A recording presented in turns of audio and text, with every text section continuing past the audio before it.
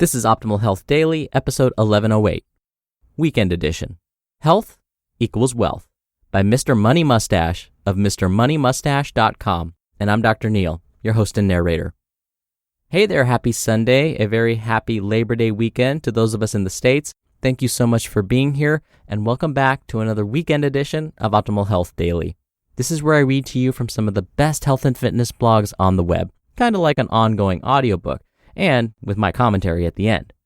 Now, today's author typically writes about personal finance. He's actually a frequent author on Optimal Finance Daily. So, if you like today's episode, definitely subscribe to Optimal Finance Daily. But for now, let's keep this intro nice and short and get right to it as we optimize your life. Weekend Edition. Health equals Wealth by Mr. Money Mustache of MrMoneyMustache.com. This week, I accidentally got sucked into looking through one of those mindless, ad-laden Forbes features on the world's top billionaires.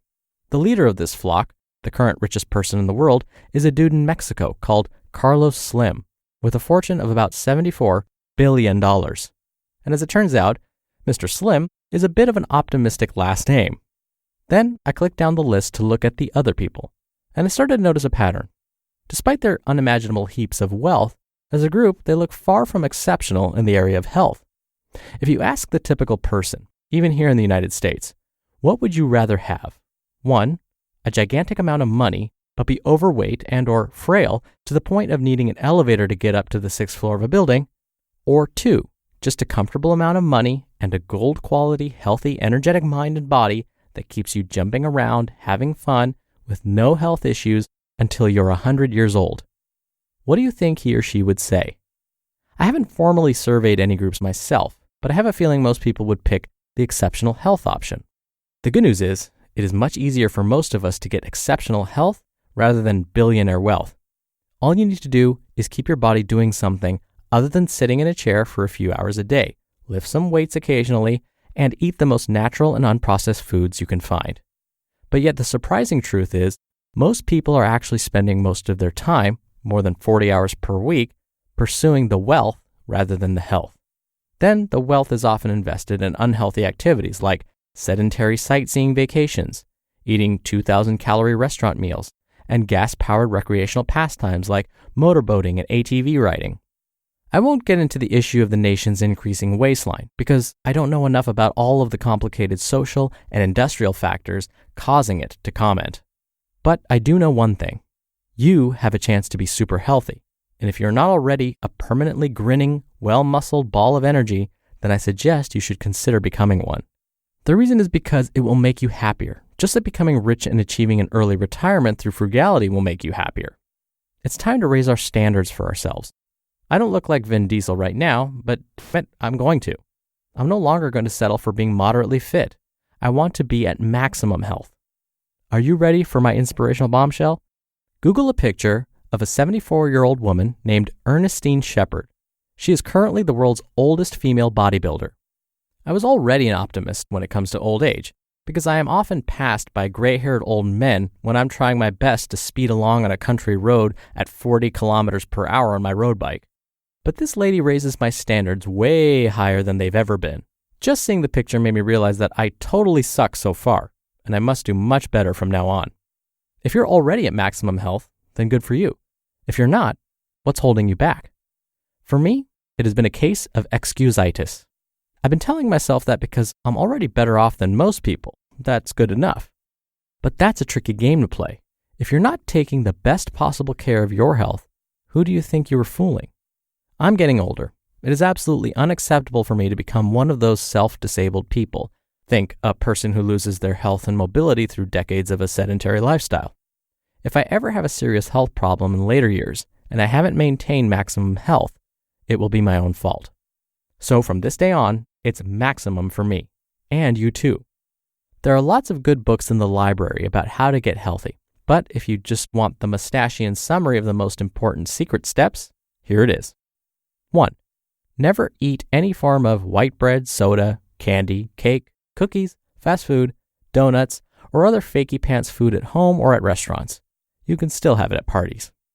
I'm always amazed to see people eating these things because, once again, who do they think they are fooling? It's not food. Your body hates that stuff. You can still get the indulgence of yummy but awful food occasionally when you're at a friend's house, but to actually buy it as part of your grocery trip, that's just self-destructive. Just this one step would cure 50% of the nation's health problems. 2. Eat lots of healthy proteins and fats.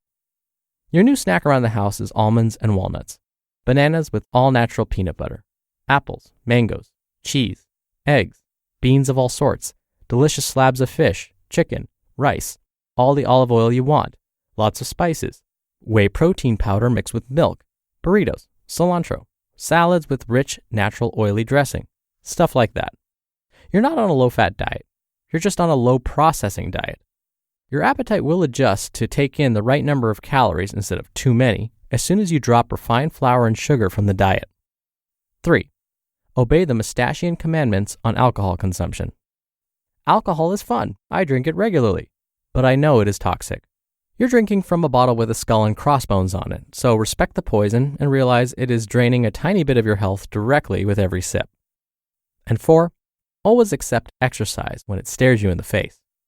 For example, there are only 2 valid reasons for a person with functioning legs to ever use an elevator or escalator. 1. You're moving a trolley or heavy equipment or construction materials between levels of the building. And 2. You are an Olympic athlete who has just finished training so hard that it would be detrimental to your competitive performance to climb even one more flight of stairs. For the rest of us, stairs are a gift from the fitness gods, so thou shalt run up them whenever thou findest them. Even if your office or hotel room is on the 15th floor, I did a test on a recent vacation. 15 floors takes only about 90 seconds at a moderate stair climbing pace, even in my current non-Vin Diesel condition. Even if you're carrying a suitcase at the airport, come on, don't be a big sissy. 5. Never use a car when a bike or your feet will suffice. Every trip under 5 miles on a day with reasonable weather must be done by foot or bike. Yes, even to the grocery store or taking your small child to school, use a bike trailer.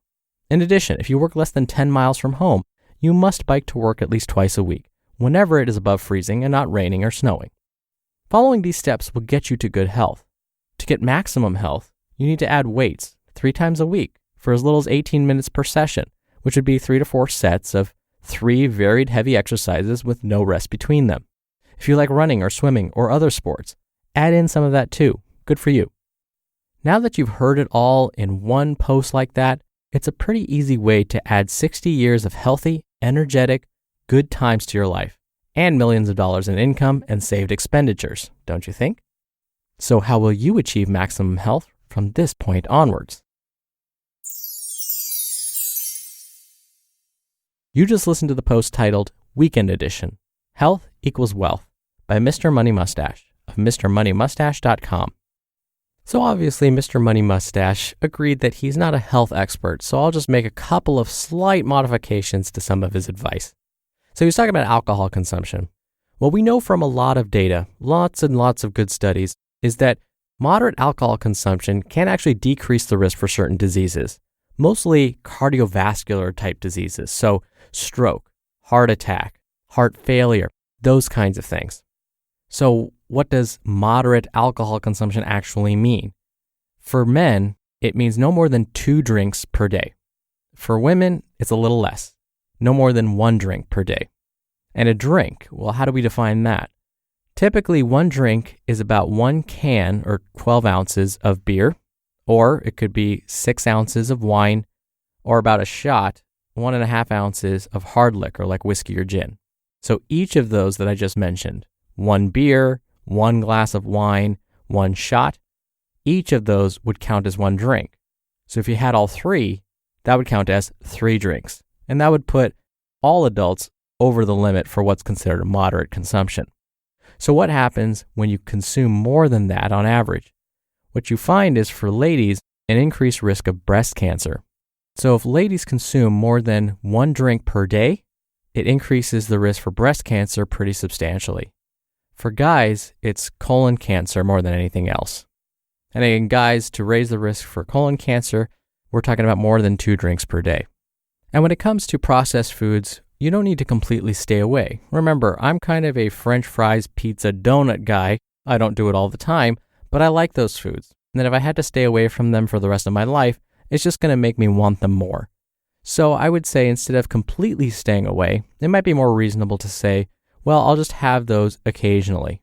And then when you do have them occasionally, be sure you have a stopping point. Be sure you have just one, for example, and put the rest away. And finally, we don't have to walk or ride our bike to work every day, or even 3 times a week. I know time is a big factor, but what the author was trying to say, which I agree with, is try and get up and move around more, whenever you can. If it's parking further away in the parking lot from the grocery store, that counts. As he mentioned, if you take the stairs instead of the elevator as often as possible, that counts as well. If instead of sending an email or picking up the phone at work, you walk to the other person's office to talk to them, that counts too. Doing these little things can add up. And what I love about them is they're fairly simple, and they don't really require a whole lot of extra time when you think of it this way. And so that makes it more likely to happen, hopefully.